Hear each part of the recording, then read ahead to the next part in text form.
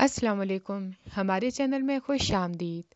दीवानगी का new promo आ चुका है जिसमें हम आपको बताएंगे कि नगीन की शादी हारून के साथ हो जाती है और उसको वो सारी खुशियाँ मिल जाती हैं जो उसने ख्वाहिश की होती हैं, मगर इस बात पे शक होता है कि क्या वो अपने माजी के बारे में हारून को बता सकेगी और उसकी सारी माजी की बातें सुनकर हारून उसको क्या छोड़ देगा और क्या नगीन एक बार फिर धोखा खा जाएगी।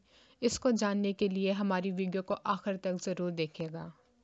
नगीन अपनी बहन के कहने पे हारून का प्रपोज़ल एक्सेप्ट कर लेती है, लेकिन उसको साथ ही साथ सुल्तान की सारी बातें याद आ रही होती हैं।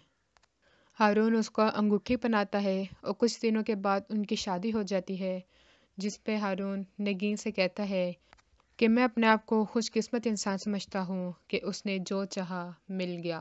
मगर नगीन सुल्तान की बातें याद कर रही होती हैं कि जब उसके साथ भी उसकी शादी हो रही होती है तो वो उसको अगवा करवा देता है।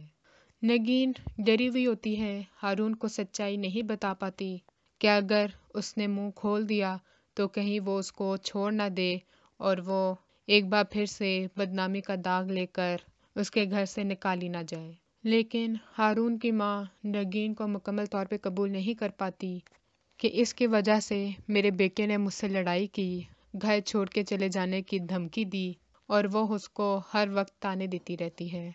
अगली वीडियो तक के लिए अल्लाह हाफ़िज़।